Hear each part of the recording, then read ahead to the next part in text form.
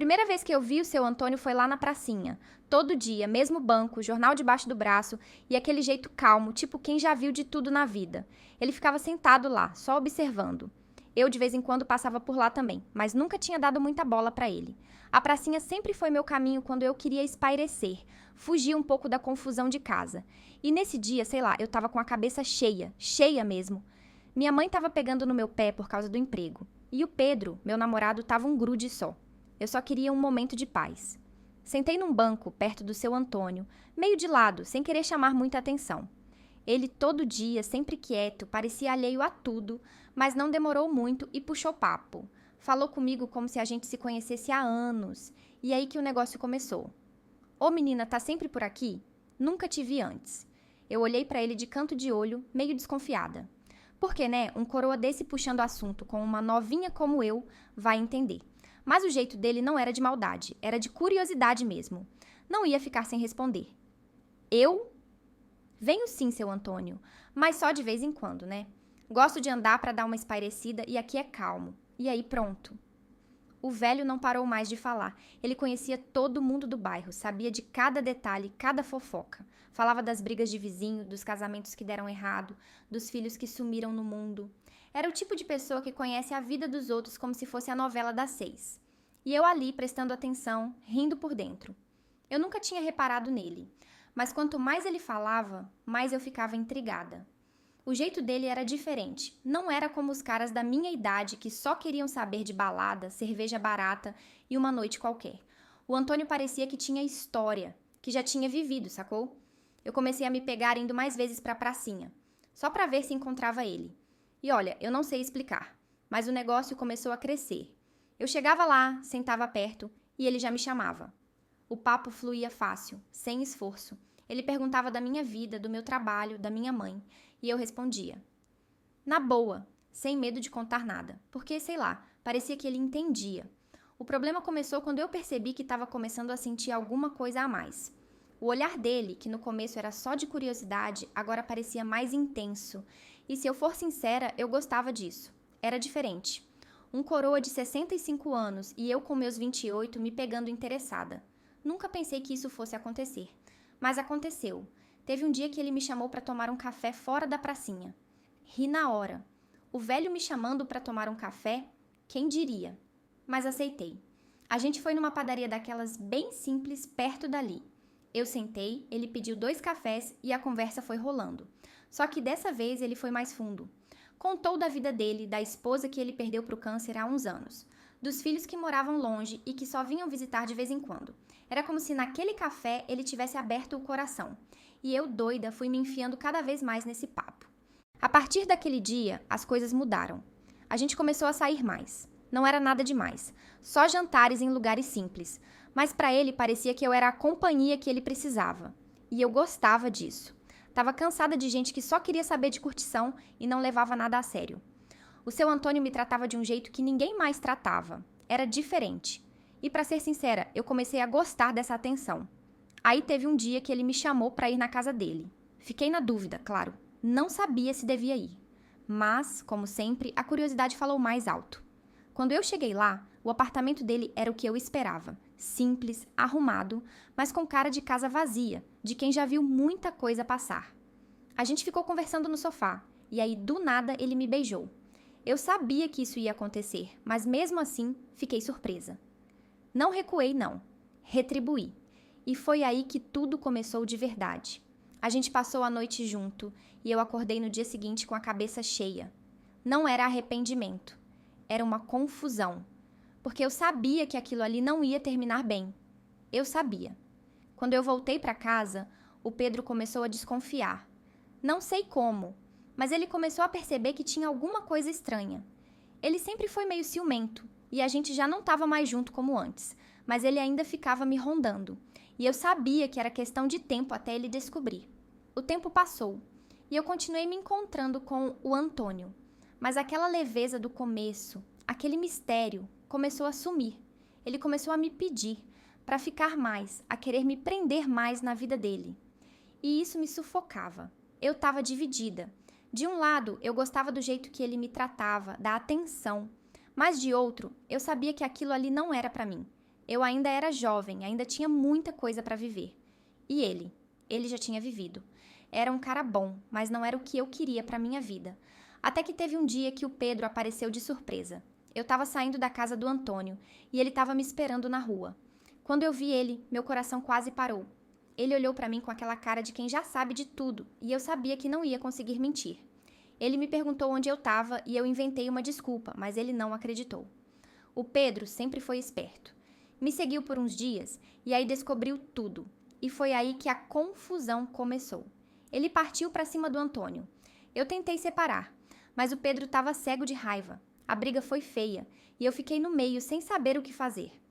O Antônio, coitado, se defendeu como pôde, mas o Pedro era mais novo, mais forte.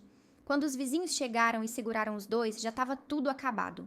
O Pedro foi embora, levado pelos amigos, e eu fiquei ali no meio daquela bagunça, vendo o Antônio machucado.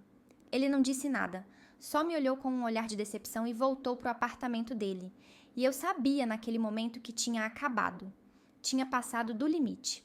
Depois disso, nunca mais vi o Antônio. Ele sumiu da pracinha. Disseram que ele vendeu o apartamento e foi morar com um dos filhos, em outra cidade. E eu fiquei aqui, tentando juntar os pedaços, tentando entender como fui deixar tudo chegar nesse ponto. Eu ainda penso nele às vezes. No jeito calmo, no sorriso, na atenção que ele me dava. Mas sei que aquilo ali não era para ser. Era só um desvio no meu caminho. Uma coisa que aconteceu e que não tinha futuro. O que eu aprendi com tudo isso? Que às vezes a vida te coloca em situações que você nunca imaginou. E que mesmo quando parece que está tudo sob controle, você pode acabar se perdendo no meio do caminho. Depois daquela confusão toda, eu estava com a cabeça a mil. O Pedro, desde aquele dia na porta da casa do seu Antônio, nunca mais foi o mesmo. Ele parou de me perguntar as coisas, parou de implicar, mas o silêncio dele me incomodava muito mais. Eu sabia que ele estava bolado, só não sabia até onde ele ia com aquilo, e eu, como sempre, tentando segurar as pontas. Mas no fundo, eu também estava perdida, porque por mais que eu quisesse parar com essa história toda com o seu Antônio, algo me puxava de volta para a pracinha. Os dias foram passando e o Pedro estava cada vez mais distante. O clima entre a gente, que já não era dos melhores, foi ficando ainda mais pesado. Eu tentava puxar assunto, fazer as pazes, mas ele só respondia de forma seca, sem emoção. E na boa, eu já estava cansada dessa situação. A real é que, no fundo, eu já sabia que a gente estava acabando, mas nenhum dos dois tinha coragem de falar. E o seu Antônio? Bom, ele continuava lá, todo dia no mesmo banco, me esperando como se nada tivesse acontecido. Eu sabia que não podia mais ficar nessa, mas parecia que era mais forte do que eu. Num desses dias, eu decidi que ia resolver minha vida de vez. Cheguei na pracinha determinada a ter uma conversa com o seu Antônio, colocar um ponto final nisso tudo e seguir meu caminho. Mas quando eu cheguei lá, ele estava diferente. O olhar dele, que antes era sempre calmo e acolhedor, agora estava meio perdido, meio preocupado. Ele olhou para mim de um jeito que eu nunca tinha visto antes. Eu sentei do lado dele, sem falar nada. A gente ficou em silêncio por um tempo, até que ele começou a falar. Contou que o filho dele tinha ligado, pedindo para ele ir morar com ele em outra cidade. Parece que o filho estava preocupado com a saúde do Antônio, que de uns tempos para cá não estava muito boa. E aquilo me pegou de surpresa, porque por mais que eu soubesse que o Antônio era mais velho, eu nunca tinha parado para pensar que um dia ele poderia simplesmente sumir da minha vida. Ele perguntou o que eu achava disso tudo e eu não soube o que responder. Fiquei ali, olhando para o chão, pensando no que estava acontecendo. Era como se de uma hora para outra toda aquela história estivesse desmoronando. E eu, que antes achava que sabia o que queria, agora estava completamente perdida. O Antônio estava indo embora e eu não sabia o que fazer. Depois de um tempo, ele se levantou e disse que precisava ir. Me deu um beijo no rosto e foi embora. Eu fiquei ali, sentada no banco, sem conseguir me mover. Eu sabia que aquele era o fim, mas ao mesmo tempo não sabia como lidar com aquilo. Parecia que, de repente, tudo que eu estava segurando dentro de mim explodiu de uma vez. Eu estava sozinha. No dia seguinte, resolvi dar um tempo de tudo. Fui para a casa da minha amiga, a Jéssica, para tentar desabafar e entender o que estava acontecendo na minha cabeça. A Jéssica sempre foi minha melhor amiga e ela sabia de tudo que estava rolando, mesmo que eu nunca tivesse contado os detalhes. A gente sentou na varanda do apartamento dela e eu comecei a falar. Desabafei sobre o Pedro, sobre o seu Antônio, sobre o quanto eu estava confusa com tudo. Ela me ouviu como sempre e depois de um tempo disse algo que me fez pensar. Mano, você tá presa numa história que nem é tua mais. Talvez seja a hora de seguir em frente. Aquelas palavras ficaram ecoando na minha cabeça. Talvez ela tivesse razão. Talvez eu estivesse me prendendo a algo que já não fazia sentido.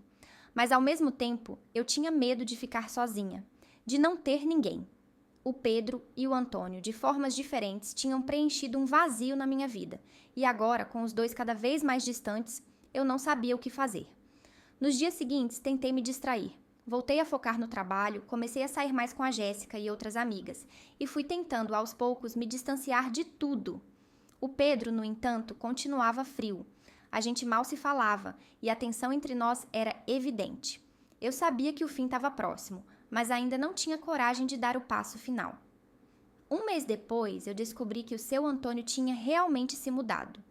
Não teve despedida, não teve um último encontro. Ele simplesmente foi embora, deixando um vazio na pracinha que eu tanto frequentava. Aos poucos, eu fui parando de ir lá. A pracinha já não tinha mais o mesmo significado para mim. Tudo ali me lembrava dele, e eu sabia que era hora de seguir em frente. Foi difícil, mas com o tempo eu comecei a me recuperar. A relação com o Pedro terminou de vez, e por mais doloroso que fosse, eu sabia que era o melhor para nós dois. A vida seguiu, como sempre segue. Eu ainda pensava no seu Antônio de vez em quando, mas já não com o mesmo peso. Ele tinha sido uma parte importante da minha vida, mas agora fazia parte do meu passado. E assim, a história se encerrou. Não foi do jeito que eu imaginei, nem como eu queria, mas foi como tinha que ser. A vida é assim, cheia de altos e baixos, e a gente só aprende vivendo. Agora, mais do que nunca, eu sabia que estava pronta para seguir em frente sem olhar para trás.